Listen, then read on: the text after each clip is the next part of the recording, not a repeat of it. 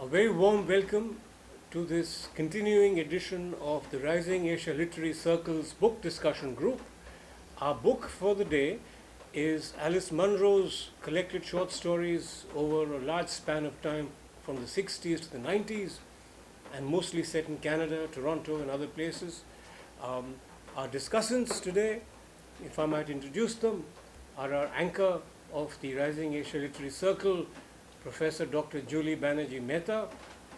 Our discussants include Professor Madhu Chanda Roy Chowdhury, who teaches at a local university, and several independent scholars, Maureen Pradhan from the University of Calcutta, Anasuya Pal, who is an engineer by profession and a writer, Anju Munshi, a journalist, writer, and a specialist in wellness. I think all of us need a bit of that. And Professor Chaitali Moitro, who's taught for many years in Calcutta, and she's teaching at St. Paul's Cathedral College. So with those few words of introduction, I would like to kick this discussion off by turning to our anchor, Professor Julie Mehta. Welcome everyone. This is really the esoteric mafia who indulge in discussing books of merit, literary merit, but also keep an eye out for anything special. Memory being the key word today across disciplines, we're going to look at Alice Munro as a writer and her works, as well as the controversy which is stemmed out of personal happenings in her life over which she had no control. Whatever, when I met her in 2003, while I was teaching at the University of Toronto, what struck me was the incandescent light that surrounded her. She was calm, very gentle at a book signing event where you don't really have much time to talk to a person. But here was a very quiet, powerful voice that spoke about how the short story as a genre had effectively been her North Star since she was about 16 years old. And the story that comes to mind, which some of us might know, especially Mohini here, Mohini and I shared a classroom. She was my ace student, and Calcutta University had very thoughtfully put Alice Munro on the syllabus during the COVID years. And one of the first things she mentioned was her rewriting of the Hans Christian Andersen story of The Little Mermaid. She said she could not stand the fact that a mermaid had to physiologically, anatomically force herself to become more human. It was so agonizing. But she loved this prince, and she felt that it was really not a big deal to give up her body and the pain because she was in love with him. But Munro says she rewrote the story. She didn't care who read it. She never cared who read what she wrote.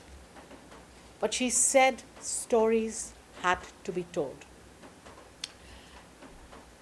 I think it's a good point to start the discussion on this issue of smudged, bludgeoned borders. Not only with memory, the past and the present, not only why it is not what happened that matters, but how did it happen? Why did it happen?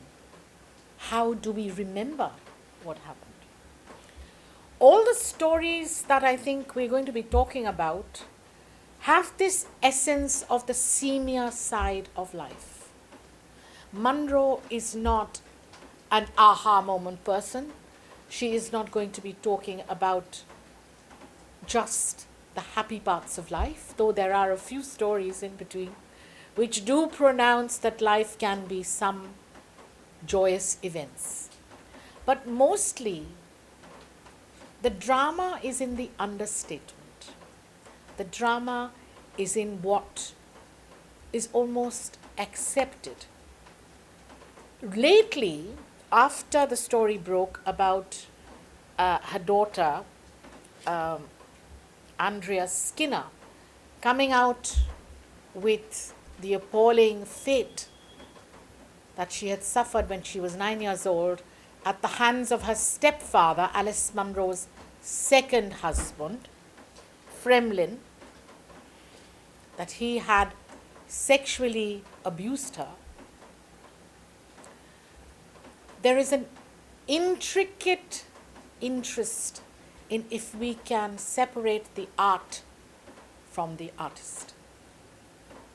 And Munro says in many of her stories that these connections are so intricately woven, it is very hard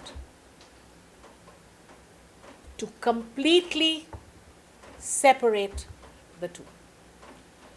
With 4 decades of writing, 14 complete selections of her short stories, there's a lot to be said.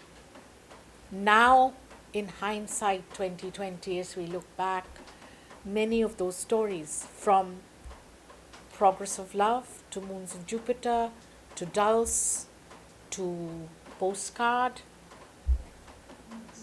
yes, Menestitum, you and I as readers will find there are instances of abuse, of use, of misuse of children. Maybe at the back of her mind she remembered that as a young teen, when she went to the University of Western Ontario, she could not be given the time to finish her degree. She was very sad about that because she felt she was cheated out of a career which could have gone another way. The story was that her mother had Parkinson's at a very early age, and Alice and her sister were the caregivers, but more Alice than her sister. So she had to give up her academic career, but she was very pointedly focused on what she had learned in those 2 years when her funding was still there, and after that there was no money. Carl Jung, Sigmund Freud, D.H. Lawrence were the people who stuck with her right through her writing career and more.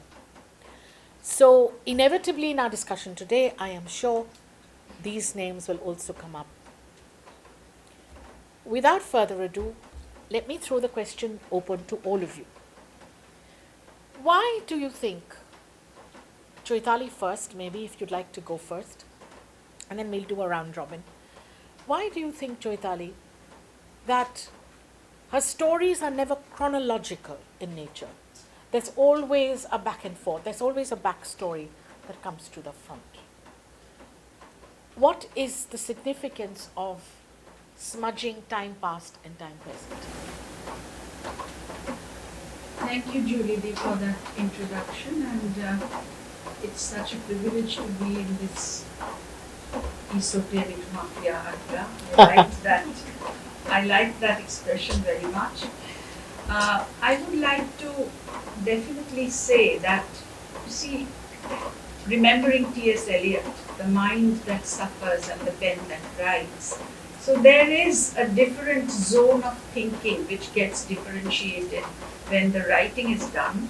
But for the sake of discussion, I have chosen the story Menestitum, and my friends will be talking on their choices very soon. So, focusing on this particular story, your question is particularly relevant and pertinent because in this story there is a sort of jarring narrative which you all must have come across when you read your stories. And this jarring narrative comes from, like if you remember the story called The Rocking Horse Winner, where the swing goes on. It's one side up, the other side down. This is the narrative structure, which is, I think, very, very sort of deliberate, because it helps to establish time, it helps to juxtapose the differences that womanhood experiences, and it also tries to say that life cannot be a story with, at least for her or her art world, it was not an introduction body conclusion. It is something very inconclusive. It would go on, and no certain conclusions might be reached. What she is, I think one particular critic had said, I'm sorry I forget the name, that one of the art of Alice Munro is that she is not sort of giving us a complete story. She is wanting us to be within that entire world of her narration. So the narration changes. And in that story that I'm trying to look at, the narrator is towards the end of the story just blurted out, if not from the printed world that she has given us, from the thread, the narrative thread, which becomes so important. And in this process of blotting out, I think a lot of important topics come in which belong to the emotion of the central character. Again, I say central character, Almeida Roth. But apart from Almeida Roth, you need to remember Coulter.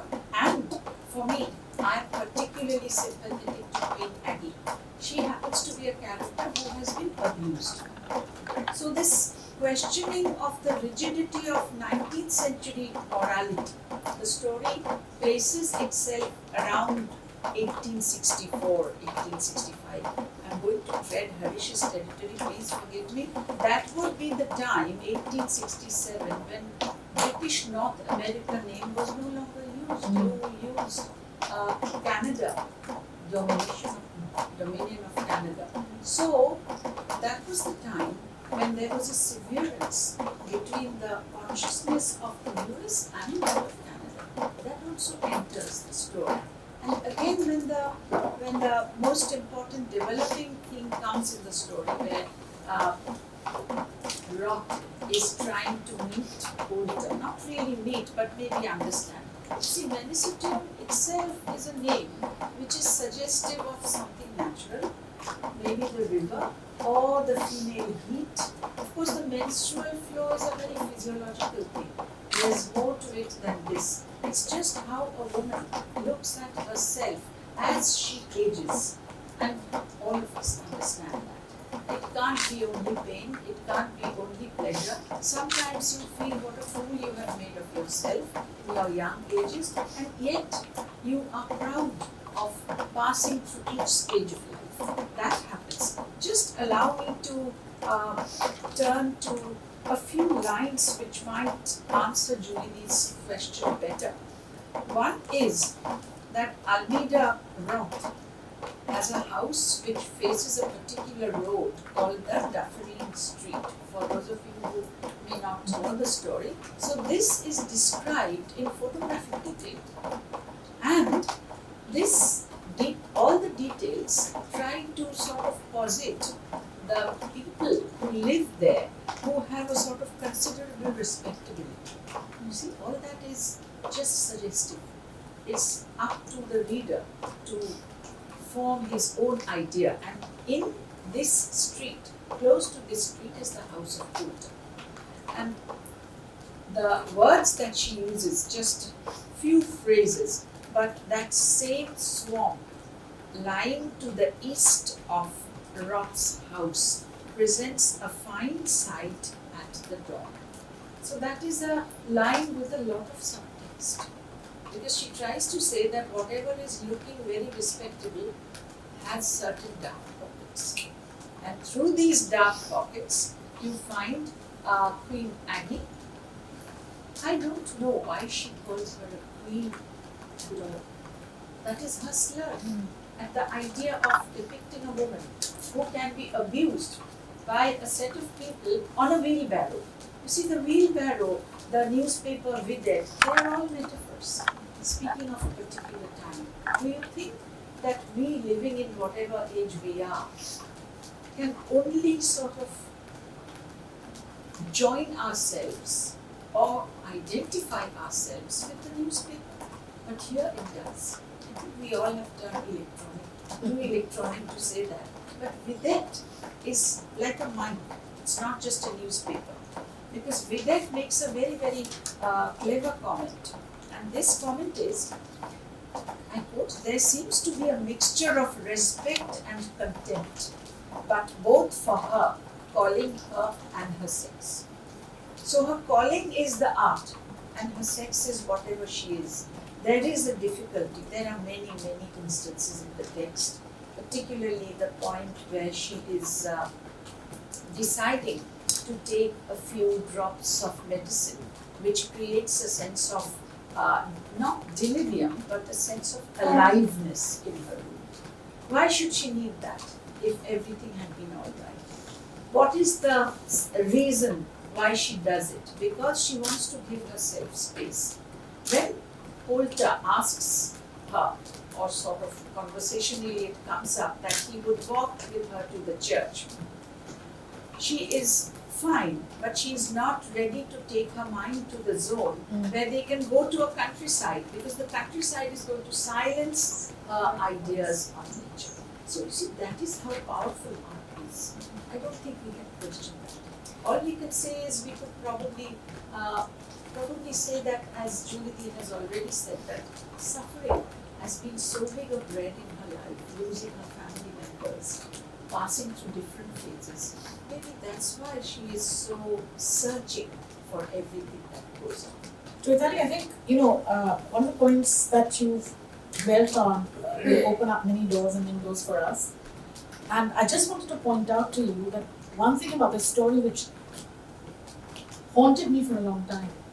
Do you remember that scene where Maida, as if someone's calling her, and she's making images of an angel in the snow? Yes. And it felt as if Munro, with that image, was smudging our world with the world of the spirit. Yes. So, Akono Gai Kanta, as I say, I got goosebumps just thinking about it. So, in her own very subtle and nuanced way, as I say, apparently there's no drama in it, right? But when you read into her narrative, you see that she's a very skilled and artful daughter. She really is. Let me turn to Madhuchanda. Madhuchanda, what is your reading thematically of the stories you might have selected, to do with memory, to do with the smudging of the past and the present? Right. To take up on what I was saying, what I find very, very interesting is how she talks about the role of narrative that we build in order to build our identity. I think that comes across in Mensetu, of course, but also in Progress of Love and Postcard. So if I just can talk about Progress of Love just a bit towards the end, where the character, the central character, the narrator, of course, is talking about what she believed to be a sign of love, and that is her mother basically burning off $3,000 that she has got. One by one, Yes. And $3,000 which she got as an inheritance from her father, and that is her expression of hatred of her father. She doesn't want a penny of that inheritance, and she badly needs it. Her family badly needs it, and in fact, her sister kind of reprimands her later on, saying you were a fool, and you were not only a fool, you were almost selfish because your children could have used that money. Euphemia herself. Yes, and her education was cut short because they were poor. But later on, she says that, and she said that my father just stood back and allowed her to do it, And anybody else would say that it's crazy because, he should have intervened, he should have stopped her. And he didn't, because I believe that that is an expression of love. Because he allowed her to do it. He allowed her to express that hatred. He allowed her, therefore, to get herself out of the shackles. And later on, she realized that that's a memory that she had made. It had never really happened, or she was not sure whether it happened or not. She constructed it, and then she says that I just read 2 lines from towards the end of the story. She says, "How hard it is for me to believe that I made that up. It seems so much the truth. It is the truth. It's what I believe about them."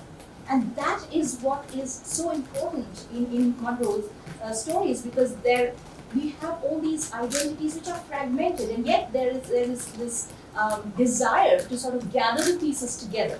And that also made me think of how she comes very close to the stream of consciousness technique, and yet she doesn't use it.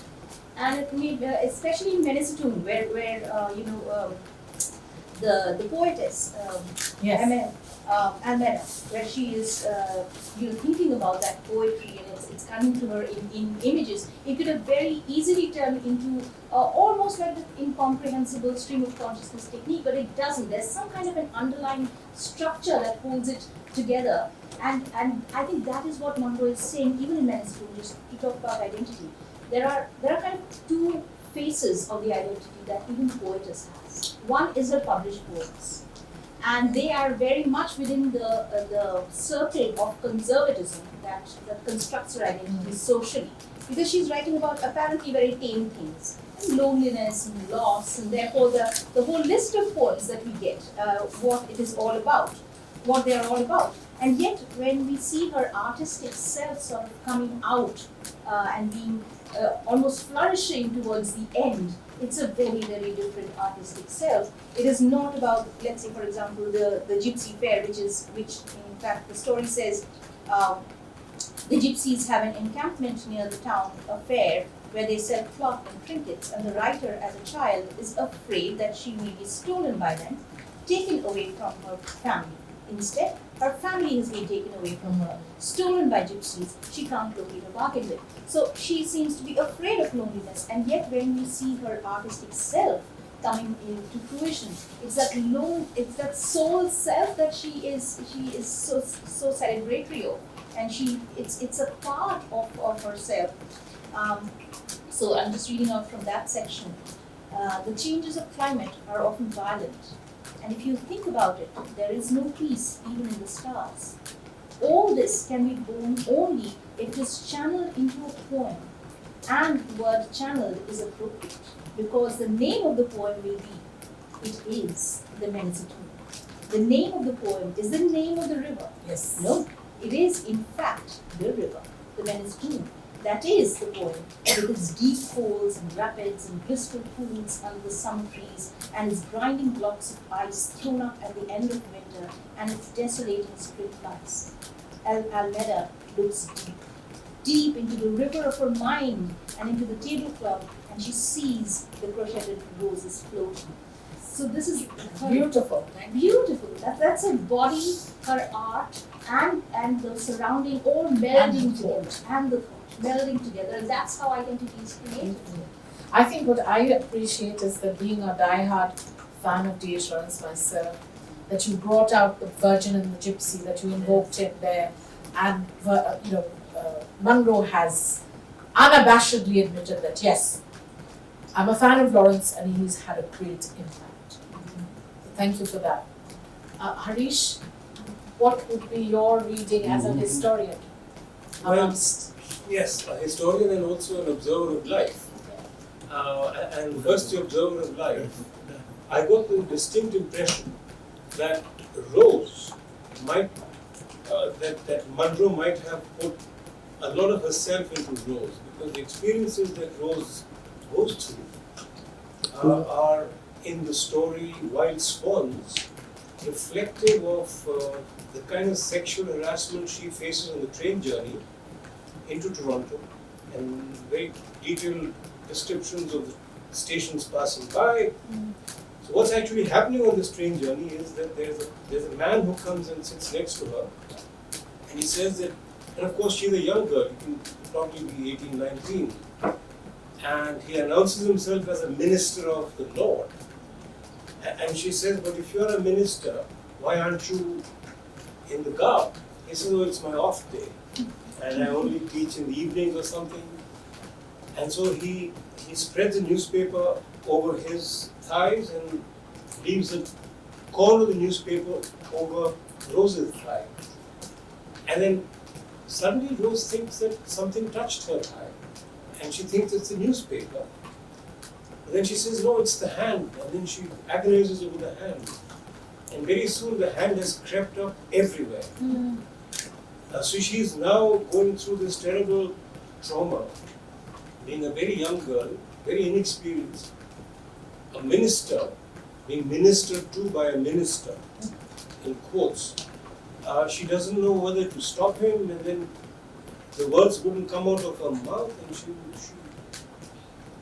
please sir, please, don't do it, but she can't articulate it. The train stops. Toronto arrives, the minister disappears into the crowd, and then she says, was he a minister really? Or was that only what he said? And then, so she reaches Union Station, and a couple of stories that I've read, Union Station appears very often in those stories. So this sexual harassment is happening all around Rose, or if Rose isn't Munro herself, there was enough of it going around in Toronto at the time for her to have written about it. And then, so Rose walks through Union Station, feeling the little bag with the $10 rubbing at her. Knew she would feel it all day long, rubbing its reminder against her skin. And then the story ends, of course, to dare it, to get away with it, to enter on preposterous adventures in your own, but newly named skin. So here is a slice of life in Toronto, where apparently, and the story does begin with the senior side of life. So she does have this, she does these jump cuts like in a film. So she'll give you a jump cut in the beginning of Wild Swans, which begins by saying, Flo is another girl her age. Flo said to watch for white slavers, the white men who kept slaves. And even Big Jagger begins one of his songs, Brown Sugar, with a reference to the white slaver who's whipping the black girls around midnight. So she says, Flo says that this was how they operated.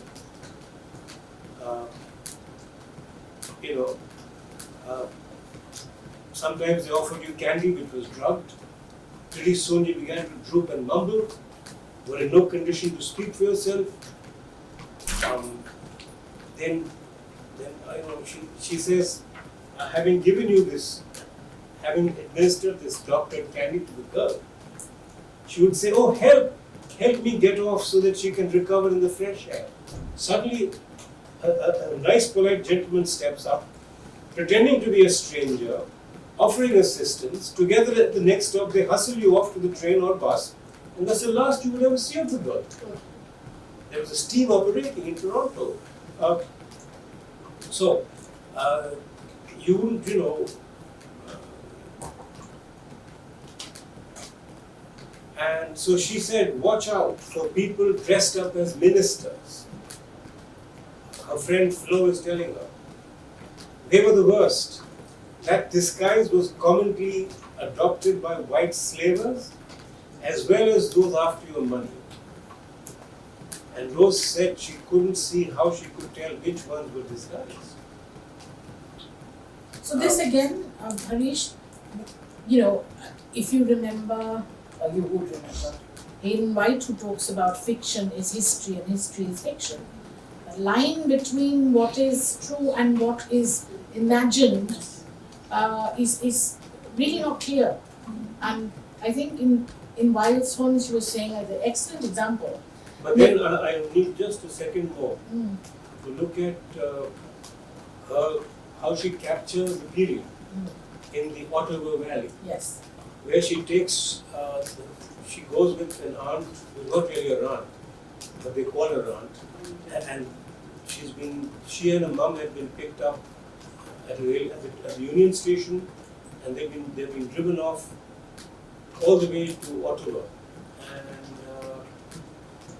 and on the way, they see the countryside, which is very well described, and when they reach the residence, all that is very well described, and she lets you know that the Second World War is going on, and that their lives are not easy, They're very ordinary lives, they're rural Canadian lives, but there's no hint of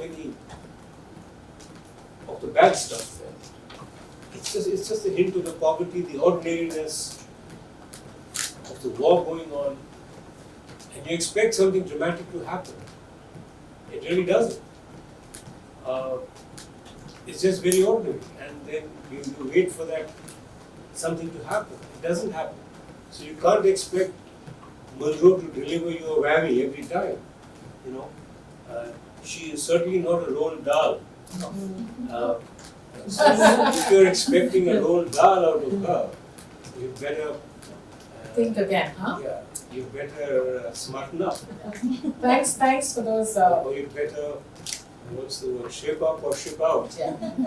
So Anastasia, if I can turn to you, we've had this conversation many times between Anjali and me.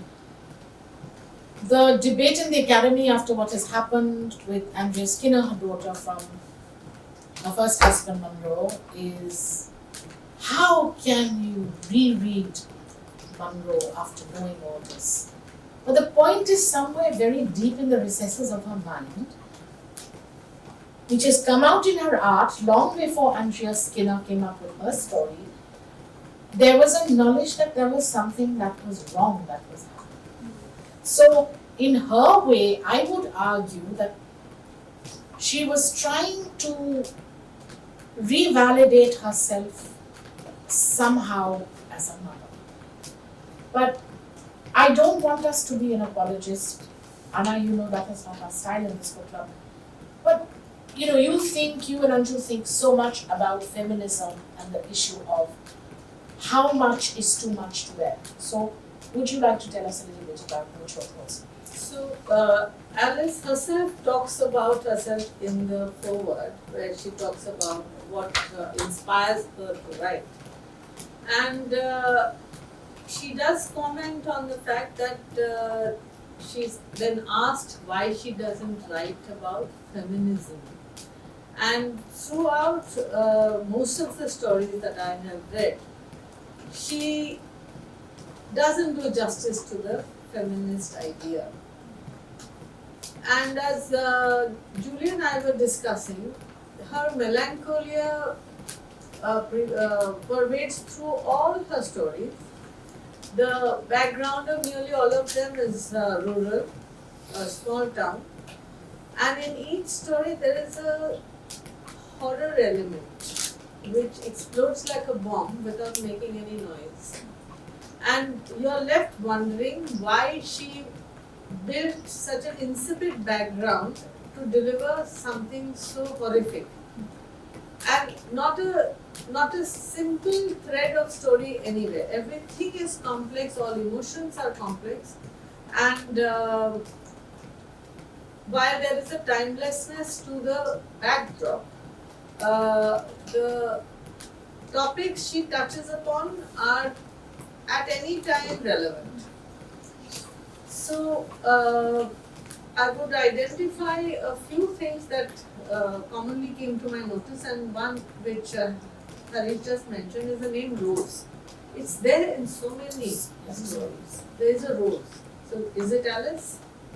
And then those stories are hers. And in all of these, the women are very needy. Yes. And requiring validation. And they do not think it improper to have to hold on to a man at any cost. Yes. And lose yourself, lose a part of yourself just to have that man by your side. I mean, where is the need? A celebrated artist like her, obviously she's a very skilled artist, and her each articulation again has a certain build-up, like Roald Dahl. I was reminded of Roald Dahl. I was reminded of Virginia Woolf, and I was thinking, where is the end? And then again, Chaitali says there is no conclusion. So she just very finely, like a tapestry with a lot of color, isolates events and juxtaposes them amid a lot of insipid background. So as an artist, I think that's a type of art form that she has specialized in. And I wouldn't want to now comment on the psychological aspect of her trying to redeem herself through being a woman who doesn't stand up for another woman, not leave alone a woman, a mother not standing up for the protection of her daughter. So in that space, I feel, while as an individual, I feel judgmental to be saying that she has failed, and probably she's trying to redeem herself through this kind of writing, where she is saying that such women also exist. In fact, to buttress your point, and I throw this out to everyone, you remember Dulce, Mohini, don't you, the story? Dulce is this seaweed which tastes like bacon, has a very, distinct kind of taste. Lydia, in the story which is called Dulce, is in her 40s. She's divorced.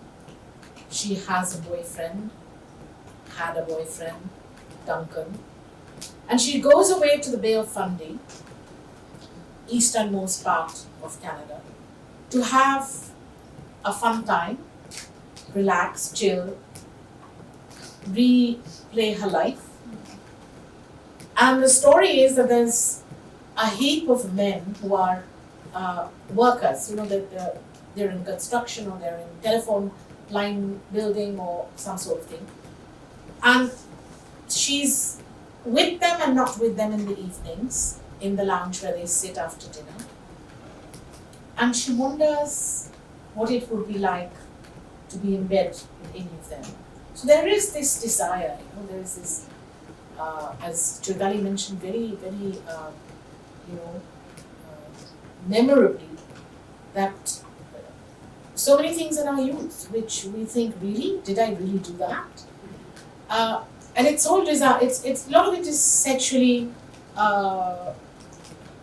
promoted. Here, what is interesting is it refers back to Anasuya's point. Lydia, on the last day, finds that one of the telephone workers has left her a box of dulse before he leaves. And there is a smile on her face. It's one of the few short stories where I find hope, there is hope, there is hope. So she feels so happy that at 45, she's not a write-off. She may not be the best person in bed for a man, but this man has recognized that as a companion. And that gives her, so it is as if her entire identity, her entire sense of happiness, of existence is Accepted. Yes, is being accepted by a man. So I think you have a great point there. Anju, would you like to take it up from there and Thank you very much, Julie, and thanks for keeping all of us here, because it's definitely one of those places which gives you the freedom to voice your opinions and also to interact with one another and share what you think. Now, from all that everybody has spoken, there is one common line, and that is of disturbance. There is a kind of the name of the book is Short Stories by Alice Munro, but honestly speaking, it's a lengthy narrative and underlined with what do I say, emotional turmoil, at different levels. Whatever, I have read 4 stories, so I also assume that thread of disturbance is common to most of the stories, because in between I took some stories and I just flipped a couple of pages and I said, yes, it's there. There is a kind of an outpouring of dark emotions. There is a complex web of perplexities in relationships, silent cracks, repressed grudges, and to a level that most of us sit up and take note of it, because all of us at some point in our lives have experienced these particular phases, you know. Broken phases. There's a lot of, I would like to mention this brokenness in the stories. It is not a cohesive whole, it breaks. So I have found three striking things. I think melancholia has been spoken by you. There is repressed womanhood, which is, I mean, pardon me if I'm not sounding very correct, but in most of the stories, women are lying in the bed. They're either not well, or they have paralytic backgrounds, or they are in bad mood, or they have bad nerves. Even the nurses and the attendants have some health issues, you know, and the men are outside. They are taking their children, going and looking at the countryside, visiting friends and people. So there is a kind of a repressed womanhood which So Mudachand, I'm thinking, I'm just sorry to interrupt, but I think it's a great point. It's just like a mirror walking down the road, and she captures that rural Ontario. Yes. The woman is giving into childbirth. This progress of love. I mean, Ellen is constantly having children. Yes. Yeah. And the third very important thing, which I thought was extremely relevant, I mean, the other two things may not be as relevant today because it doesn't apply in today's world, but something which I thought applies even today and very contemporary is the mother-daughter relationship. I think there is, it's deformed, it's not right. And my first story was post-God. I felt very cheated. I actually put myself in the position of the girl, and I felt very betrayed, not only by my boyfriend, but by my mother also. There was like no sympathy, no empathy, a long emotional distance between the mother and the daughter. And I wondered, what kind of a relationship is this? Till of course I read some other stories and I understood. Now the mother-daughter relationship is extremely important. Most of your daughters here, most of us are mothers here, because it creates a self-image. What I think of myself is perceived as what my mother thought of herself. So my relationship with my mother defines my relationship with myself. Okay? It could be, I'm talking about the reason for this conflict. It could be because my mother had a, she had a, there's a word for it.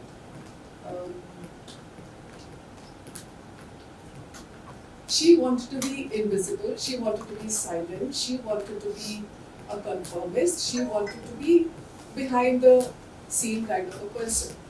My daughter has seen all that. She may agree with it, she may conform to it, she may not. So she may want to be more adventurous, she may want to be, sexually more open, she may not want to be silent, she may want to be more open, she may want to be more talkative, she may want to be more adventurous. Now, silently, this kind of upbringing has rooted into me.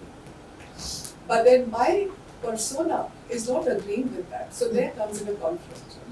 So that is it. Now, this mother-daughter conflict has nothing to do with arguments, it's got nothing to do with hormonal shift, it's got no adolescent issues attached to it. It's basically a conflict within oneself about what I see and what I do. So that is what is rampant. In fact, I would like to quote this particular, I think this actually sums up my, I've lost it. This is from Friend of Youth. Quote, "What made Flora evil in my story was just what made her admirable in my mother's story. Her turning away from sex. Every time her mother spoke about sex, within commas, there was a drop in her voice, there was a gloomy caution, like shh. There was sex, a dark undertaking. She honored the decency, the being prudent, and the frigidity. And then, as against what she talks about herself, within commas, I favored bad words and a breakthrough. Also, teased myself with the thought of a man's recklessness. I mean, she dreamt of being in a bed with a man, which according to her mother was a taboo. It was not very well thought of. Also, in the same story, she says after her death, quote, how relieved I was and happy.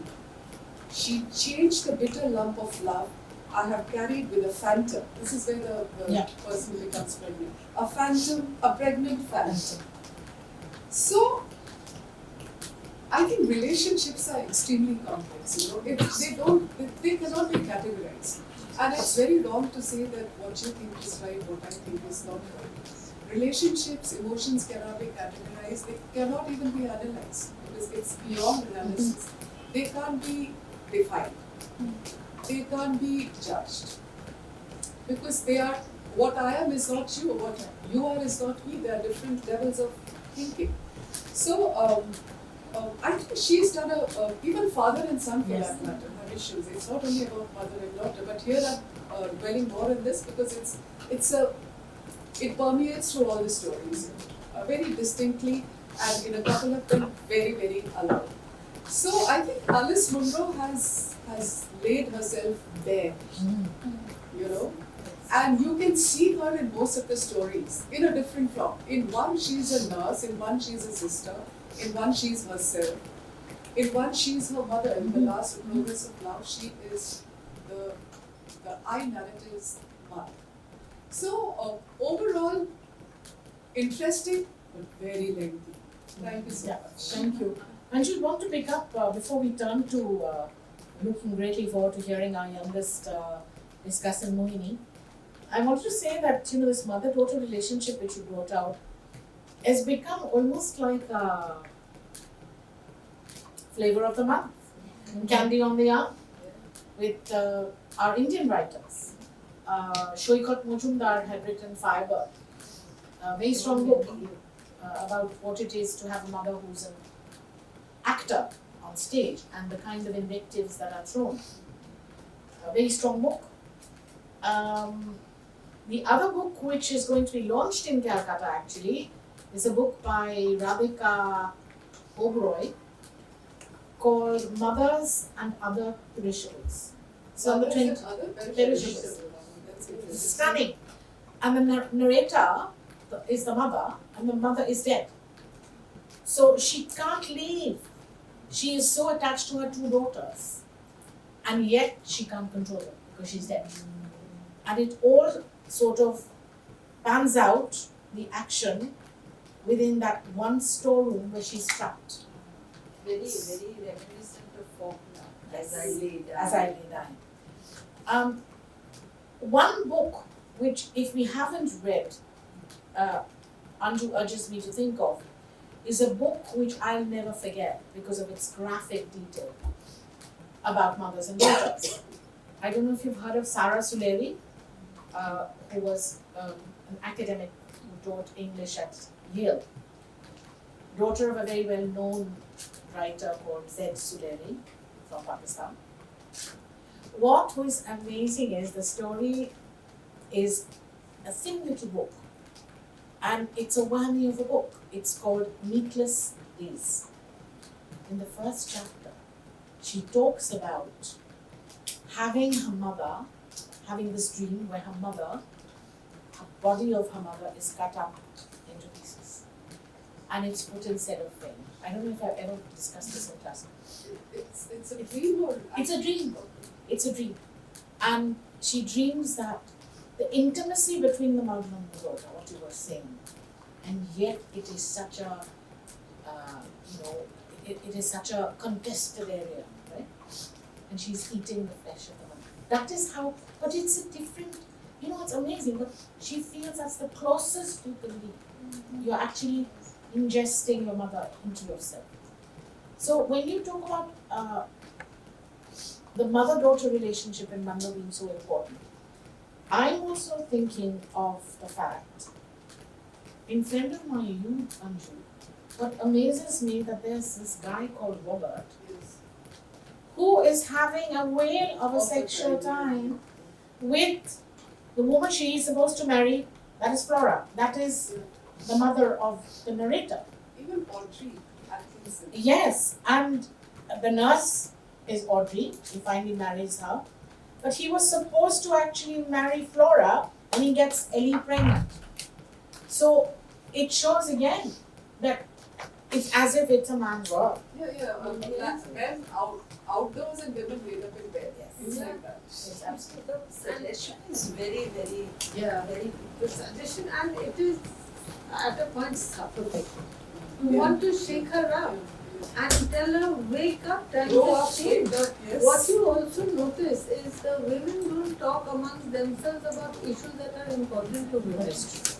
You know, there is no conversation that they're each dying by being isolated. That they could come together and it could highlight some of the more positive emotions.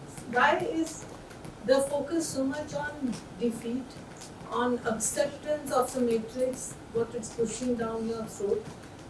There's no retaliation in these women. Which is why I find that scene. If I may just add, historically it's accurate because if you're talking about the 1800s, 1900s, early 1900s, Canada was a women didn't work. It was all factory No, but worker these men. women were like lobotomized. That's how it was. The old North American society was.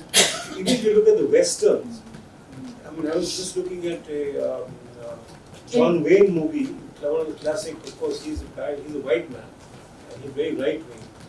John Wayne would be the perfect man to vote for Donald Trump. He's a Bible-bent cowboy. And then he sort of, it was very common for a father in this film to throw his daughter against the horse and whip her. Because he said, wanted woman, because she'd been with a man, and she says, now you get me, you get out of here.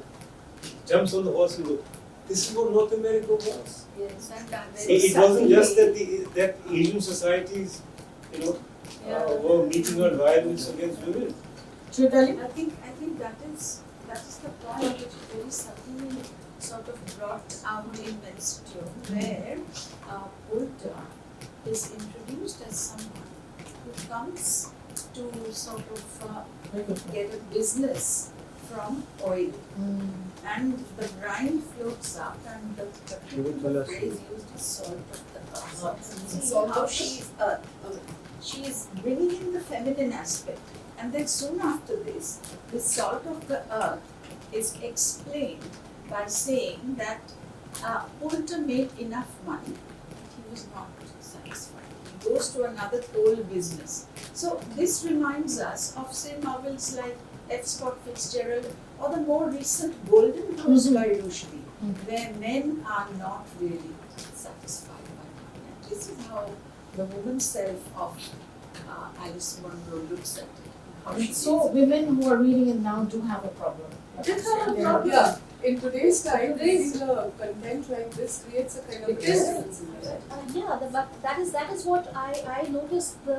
Even though apparently there is so much of repression going on, there are these subtle bursts of Yes. protest, and that is where I'm reminded of that scene in Postcard where Helena just goes and blows this Yeah. Yes, Horn. yes, horn. yes. Horn. At least she protests. Yes, but that's the only thing It's she just can do, about- and then she's shut up. Yes, yeah. By the policeman. So what are you But doing? imagine, Exactly. imagine It was a grudge. It It was One a grudge, protest, but yeah. that's nothing. She couldn't do anything more. this Yeah, man had been her Fiance. fiance, her lover, whatever, for ages, no explanations, goes away to Florida, and then decides, no, I'm not going to marry her. He No. realizes that he's not Somebody answerable else. to her. He doesn't owe any kind of an explanation because There is she's no a lesser yeah. gender. Yeah. That kind of. Mohini, okay, go for it. I think all the points that I referred to in my papers already been Uh-huh. so, but yeah, I would definitely love to talk about that Alice Munro stories are an insight into human behavior and experience in general, because we see it in different forms. Like we spoke about the mother-daughter relationship, and frankly, that's very uncomfortable for me to read because I share a very healthy relationship with my mom. where we talk and we discuss, and as you mentioned, that women, if they talk it out, they are forced to reckon with rather than remaining isolated. And so many have actually told my mom, why are you so close to your daughter? And I think she wouldn't be close to me, then who will she be close to? That's something so basic. So I feel that is something we can see, and it happens in such mundane surroundings, but then that's what lifts the ordinary to the extraordinary because of the lives of the people she talks about. Because again, because of social norms and stigma, nobody talks about it. Like we spoke about the social abuse and like the physical abuse, the sexual abuse. So many times it happens, and then after that we don't really, we just choose to forget about it, or we choose to not talk about it. Even if it's happened in our family, it's happened to somebody else. We try just to brush it off as generational trauma, and we say, okay, yeah, we face this. But what do we do to overcome that is generally not spoken about. So, and this is, I think we see this in progress of love as well, because we see that Euphemia had a problem with her mother. She had a problem with her mother's religious belief. She did not like it. She did not conform to it, but she never really did anything about it. She just chose to distance herself from her family, and that again, that's very unhealthy in my opinion, because in this modern day and age, when you need to let out, you feel the importance of letting out your feelings and talking to people. Especially when something's gone wrong and you just call up your friend crying and then saying, okay, this happened and you need to listen to me about it. And your friend listens, and that's so comforting in general. So I feel actually bad for these characters because they don't have that out there. Okay, so here's the thing, Mohini. It's a tough question. Love to hear your views. Marietta and Beryl are sisters, right? Marietta sees her mother in the barn, just about to jump into that noose, kick the chair, and she says, get your father, get your father. Look at the classic Munro technique. She shows how frightened Marietta is by Beryl's words, saying, ha ha ha, look at her, my sister, when running in her knickers on a Saturday trying to find my father. Marietta has white hair overnight. I feel that Munro's art of storytelling is very special. Marietta will not accept the $3,000 that her father has left for her, because she feels he was a cheat, he gave her mother so much pain, and he was a philanderer. That is her revenge. But look at her technique, Madhuchanda and Mohini. She does not have Euphemia or Marietta say anything about it. The incident is told in a completely opposite way by Beryl. So in the art of narrative, and you're an English postgrad with colours, where do you think she tweaks it? How do you think this is different? How do you think this is the way of telling the story, the narrative technique, so to speak, is different in Nobel? I think that she tries to show it in different perspectives. It's very cinematographic actually. Yes. If you make a movie out of it, and if it's actually done like a Netflix series, there's a lot to say. So the cinematographic element is basically played out through memory, Yes. and the memory can vary. Absolutely. Even if you and I see the same situation, we perceive it to be the different color. And you remember it in a different way. Exactly. So even for the person who's if they've experienced it, they also tend to say the thing in 5 different ways. I've seen that personally happen also. Like the same person has spoken about the same incident in different ways. Sometimes there was a person there, sometimes the person was not there. Okay, sometimes the car went from this side, sometimes the bike went from that side. So the information also varies. So that actually makes it, that unreliability also makes it very human, because it's so characteristic of human behavior. And I think we see that in Fitzgerald as well in The Great Gatsby. We always talk about Nick being an unreliable narrator, and I think that is a similar device used by Munro as well. That's why we see Beryl talking about it differently. We see Euphemia talking about it differently. We see Beryl's perception of Marietta different. We see Euphemia's perception of her mother different. So I feel that they're all talking about the same person. We're talking about similar incidents that they both have witnessed, but we see it in different ways because of their perception. You know, this is what I find amazing. We've probably gone out of time by now, but just wanted to say to you all that when this story hit about, none of us expected it. It was so well covered. You know, it was shaded. And when, I think his name is, what is his name? I had it down somewhere. Yes, a gentleman by the name of Robert Thacker is the one who wrote a biography. When Thacker was asked on the 9th of July, hey, did you know about this? And after a few moments of silence, he says, yes, I did actually. So the reporter asked him, why didn't you talk about it? Why was there this big cloud over it? When Andrea broke the story about her stepfather, none of us knew about it. And he said, well, you know, he mumbled and he said it was on her work and on her as an author. So whatever it is, when I read Progress of Love, it's really Progress of Grudges. Absolutely. I think you mentioned this in class as well. Yes, and I think this is one of the most iconic stories by Munro because this is where her art and her life smudges.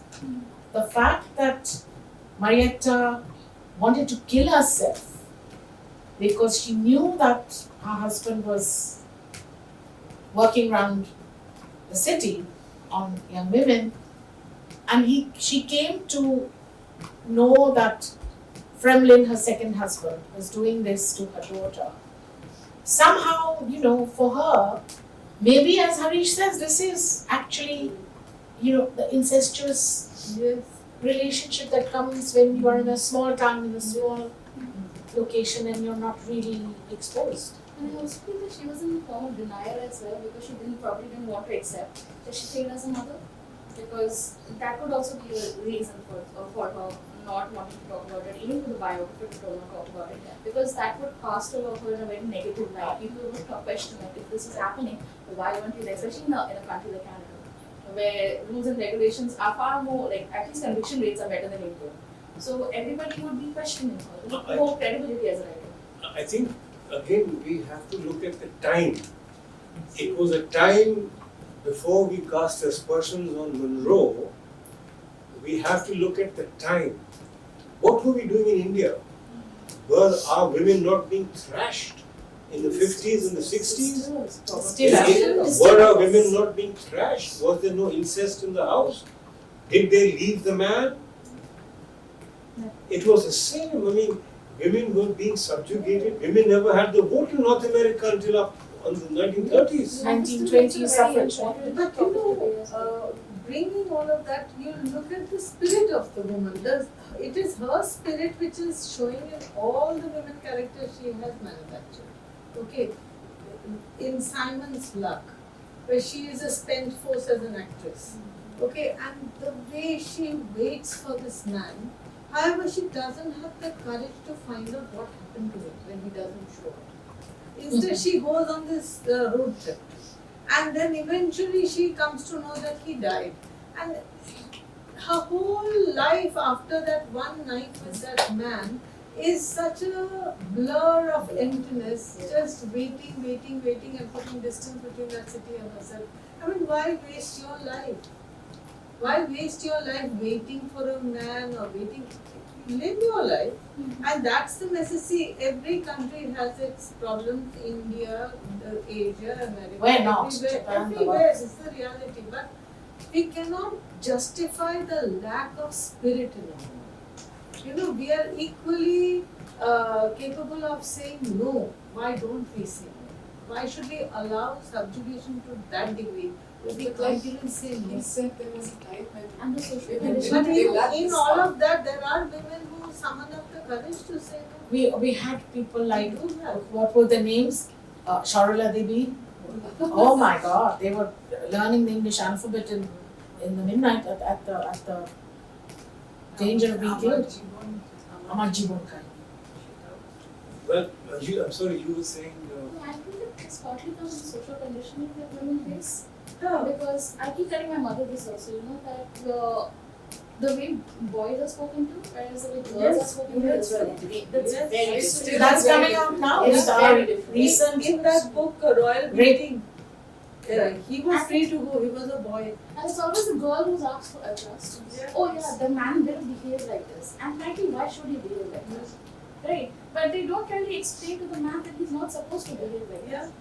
You know, when we that were, is the question in debate. Yeah. Exactly. Yes. Exactly. So in a family of the daughter being the older child and the brothers being younger to her, the brothers are treated as older children. That also Yeah. happens. They have more And the daughter liberties. becomes the youngest. And even if eldest she's becomes the youngest. even if she's the eldest, sometimes most of the time she's the caretaker of the younger brothers. Yeah. Like she is questioned for the younger brother's actions. If the younger brother has done something, it's always the older sister who's responsible. I have one So- question. So what she's done, let me just say this before it slips out of my mind, is that what she's left us is an archive of Canadian social history. Absolutely. And you might as well, if I was teaching Canadian social history, I would make this certainly, something to read. That is in true. addition Yes.